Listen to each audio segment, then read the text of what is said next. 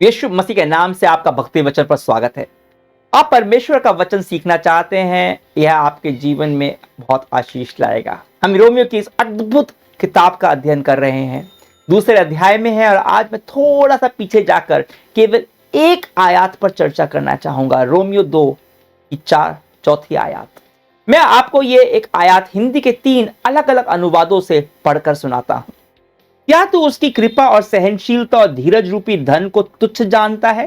क्या यह नहीं समझता कि परमेश्वर की कृपा तुझे मन फिराव को सिखाती है? कॉमन लैंग्वेज कहती है, अथवा क्या तू परमेश्वर की असीम दयालुता, सहनशीलता और धैर्य का तिरस्कार करते हैं और यह नहीं समझते कि परमेश्वर की दयालुता तुझे पश्चाताप की ओर ले जाना चाहती है? इजी टू रीड वर्जन में लिखा है, यार तू उसके महान अनुग्रह, सहन शक्ति और धैर्य को हीन समझता है और इस बात की उपेक्षा करता है कि उसकी करुणा तुझे प्रायश्चित की तरफ ले जाती है।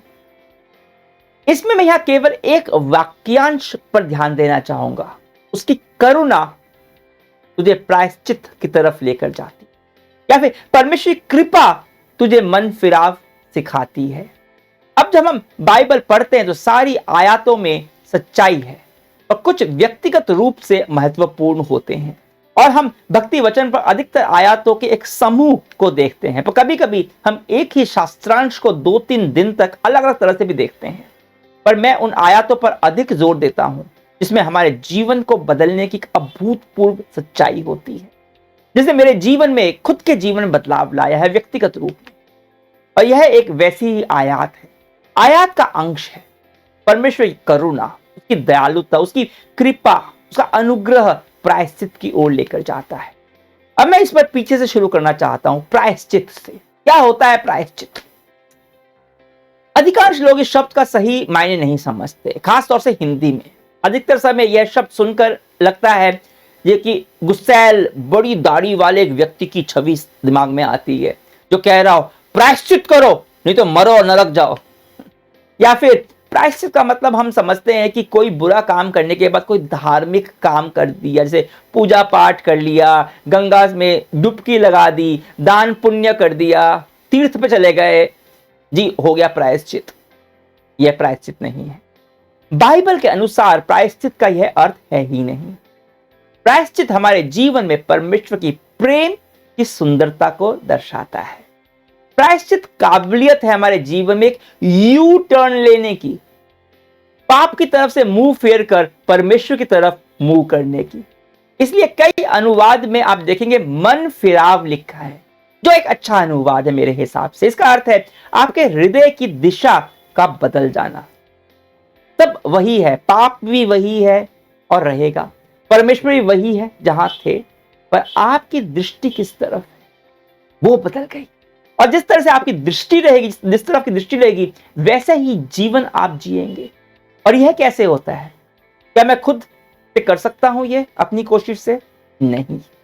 क्या है जो हमें प्रायश्चित की तरफ लेकर जाता है?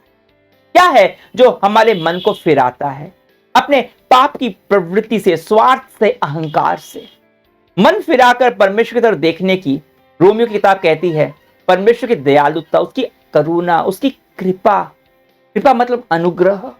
किसी से जोर जबरदस्ती आप प्रायश्चित करा नहीं सकते। मन फिराना डर से नहीं होता, यह हमारा चुनाव होता है। जब परमेश्वर देखता है कि हम गलत दिशा में जा रहे हैं तो वह हमें मन फिराव की ओर लेकर जाता है। कभी यह कोमलता से करता है, कभी कठोरता के साथ, पर कभी भी जोर जबरदस्ती नहीं करता। वह हमारी अगुवाही करता है, पर निर्णय अंततः हमारा होता है, उसका नहीं। वो हमें मौका देता है प्रायश्चित करने का, मन फिराने का। प्रेरितों की पुस्तक के 3 अध्याय की 9वीं आयत मुझे बहुत पसंद है। वे कहती है, इसलिए तुम अपना मन फिराओ और परमेश्वर की ओर लौट आओ ताकि तुम्हारे पाप धुल जाएं।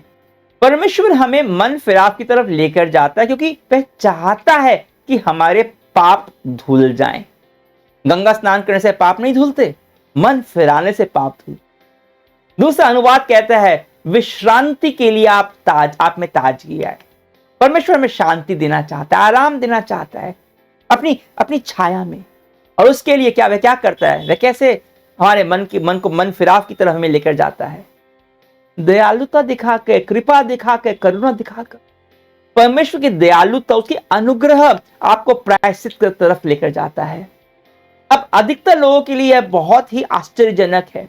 अधिकतर बताया जाता है, कहा जाता है, प्रायश्चित करो नहीं तो परमेश्वर नाराज हो जाएगा और फिर तुम्हारा अनिष्ट होगा।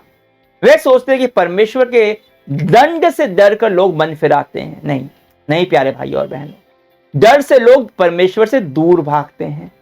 परमेश्वर का प्रेम, उसकी दया, उसका अनुग्रह लोगों को पाप की तरफ से मुंह फेर कर परमेश्वर की ओर लेकर जाता है। जैसे ही आपने पाप किया, वह स्वर्ग से आग भेजकर आपको भस्म नहीं कर देता। वह धीरजवान है, सहनशील है। वह हमारे जीवन में वो परिस्थितियां आने देता है, बिल्कुल सही परिस्थितियां, सही समय पर, जो हमें बदलने का, मन फिराने का आमंत्रण देती है। आपने खुद अपने जीवन में यह अनुभव किया होगा। आप एक दिशा में जा रहे हैं, सब कुछ बढ़िया चल रहा है, पर अचानक से कुछ होता है। हो सकता है अच्छा हो या ना, अच्छा लगे या ना लगे, पर वह आपको एक जीवन में अलग दिशा बदलने का आमंत्रण देता है। और मेरी नजर में यह परमेश्वर की दया, अनुग्रह है, उसकी कृपा है। मैंने अपने जीवन में कई बार अनुभव किया है और शायद आपने भी किया हो। जब परमेश्वर चाहता है कि मैं कुछ बदलूं, तो मेरे को हर जगह वही एक ही बात बार बार सुनाई पड़ती है। लगता है सभी उसी बारे में बात कर रहे हैं, चाहे वो कलीसिया में प्रचार सुन रहा हूं, या मेरे विद्यार्थी हूं, या कोई फिल्म देख रहा हूं, या कोई गाना सुन रहा हूं, या कोई किताब पढ़ रहा हूं, या बाइबल पढ़ रहा हूं। वही एक बात जो परमेश्वर चाहते हैं मैं जीवन में बदलूं, वो बार बार सुनाई देती है। जीवन के उस स्थान पर अपना मन फिराऊं और परमेश्वर देखूं, वो बात मेरे को सुनाई पड़ती है। आपने शायद ऐसा अनुभव किया होगा। परमेश्वर कई प्रकार से बोलते हैं, चाहे वे परिस्थिति हो, या लोग, या कोई कहानी, या यूट्यूब पर कोई वीडियो। परमेश्वर हर किसी चीज का उपयोग कर सकते हैं हमें बदलने का न्योता देने के लिए, और यह उसकी दयालुता है, उसका अनुग्रह है। अब अगर मैं बदलना नहीं चाहता, अगर मैं हठपूर्वक बदलने से इनकार करता हूं, जो मेरे ख्याल से कभी ना कभी हम सब करते हैं, तो मैं बदलना नहीं चाहता, मन फिराना नहीं चाहता, तो मैं परमेश्वर की दयालुता को उसका अनुचित हस्तक्षेप समझता हूं। मैं समझता हूं कि परमेश्वर मेरे जीवन के अंदर हस्तक्षेप कर रहा है, इंटरफेयर कर रहा है। मैं नहीं चाहता कि परमेश्वर मेरे जीवन में हस्तक्षेप करे, क्योंकि मैं जैसा हूं वैसा ही रहना चाहता हूं। और प्रश्न यह है कि परमेश्वर क्यों चाहते हैं कि हम अपना मन फिराएं, प्रायश्चित करें? इसलिए नहीं कि वह हमारे जीवन में हस्तक्षेप करना चाहते हैं, पर इसलिए कि वह जानते हैं कि उन्होंने हमें कैसे बनाया है, किस लिए बनाया है, और वह क्या है जो मेरे को संपूर्णता दे सकता है। क्योंकि वह जानता है कि मेरे अंदर, हर किसी के अंदर वो संभावना है कि वह परमेश्वर की संतान बने, जो वह चाहता है हम बने। और इसलिए वह हमें दयालुता से मन फिराने के लिए आमंत्रण देता है। और सबसे बड़ी दयालुता का, उसके अनुग्रह का प्रकाशन है उसका वह क्रूस, उसका लहू, जो हमें परमेश्वर के क्रोध से और दंड की आज्ञा से बचाता है। वह उस क्रूस जहां उसका न्याय और प्रेम दोनों प्रदर्शित होते हैं। तो मैं कभी इसी वक्त परमेश्वर का आमंत्रण आप तक पहुंचाना चाहता हूं। परमेश्वर की करुणा प्रायश्चित की ओर लेकर जाती है। वह चाहता है आप उसके संतान बनकर अनंत जीवन तक उसके साथ रहें। मुझे नहीं पता वह कौन सा स्थान है आपके जीवन में जहां आपको मन फिराने की आवश्यकता है। हो सकता है कुछ ऐसे रिश्ते हैं आपके जीवन में जो आपके लिए सही नहीं है, आपको गलत दिशा पे लेकर जा रहे हैं। उन रिश्तों को, उन दोस्तियों को आपको उनसे दूर जाने की आवश्यकता है। हो सकता है कोई नशा है किसी प्रकार का, या फिर आपने अपने जीवन में कुछ मूर्तियां बना रखी हैं जिसका स्थान आपने परमेश्वर के ऊपर रखा है। परमेश्वर की आत्मा आपसे उन मूर्तियों को तोड़ने को कह रहा है। हो सकता है आपके वैवाहिक जीवन में कुछ बदलाव की आवश्यकता है, एक नई ताजगी की आवश्यकता है, और उसके लिए परमेश्वर आप में कुछ बदलाव चाहता है, मन फिराना चाहता है। हो सकता है आपके कुछ रवैये रहे हो जीवन में जो आपको स्वार्थ की तरफ धकेलते हैं, पाप में रखते हैं। परमेश्वर की आत्मा कह रही है मन फिराओ, उसके प्रेम, उसकी कृपा, उसकी करुणा की ओर देखो, क्रूस को देखो, उससे मदद मांगो।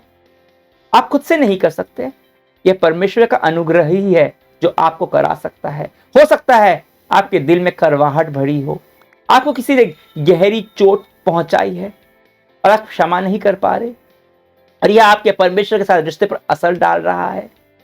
परमेश्वर से मदद मांगिए। याद रखिए, उसका अनुग्रह आपके लिए काफी है। उसकी दया और करुणा की तरफ देखिए, यही चाबी है। हम मन फिराना नहीं चाहते, ऐसा मेरे साथ होता है, सबके साथ होता है। और जब हम ऐसा करते हैं, परमेश्वर के मन फिराव के आमंत्रण का प्रतिरोध करते हैं, तो हमें ऐसा महसूस होता है कि परमेश्वर हमसे नाराज है। पर वह आपसे नाराज नहीं है। उसने अपना पुत्र दे दिया, अपना सारा क्रोध उसने उस क्रूस पर उड़ेल दिया, क्योंकि वह आपसे प्रेम करता है। आपको डरने की आवश्यकता नहीं है, वह दयालु है। आप उसकी ओर जा सकते हैं, उसे मदद मांग सकते हैं, और आज आपका उसके साथ रिश्ते में एक नया आयाम शुरू हो सकता है। आइए उससे बात करें, उसकी दया और करुणा की ओर देखते हुए उससे मदद मांगे। यीशु मसीह, मैं माफी चाहता हूं कि मैं मैं जिद्दी हो जाता हूं, आलसी हो जाता हूं। मैं वैसे ही जीवन जीता रहता हूं जैसे जीवन तू नहीं चाहता कि मैं जीऊं। अभी मैं यहां खड़ा हूं तेरे से माफी मांगते हुए। मैं अपना मन फिराना चाहता हूं, और मैं ये समझता हूं कि मैं खुद से, अपनी ताकत से, अपनी सामर्थ्य से यह भी नहीं कर सकता। मेरे दिल को बदल, मेरे हृदय को बदल। मैं जीवन में एक यू टर्न चाहता हूं। अपने स्वार्थ, अपने पाप से तौबा कर तेरे साथ रिश्ता चाहता हूं। तेरी प्रेम की ओर देखता हूं, क्रूस पर तेरी दया और अनुग्रह को देखता हूं। यीशु, तेरे नाम से प्रार्थना करता हूं, आमीन।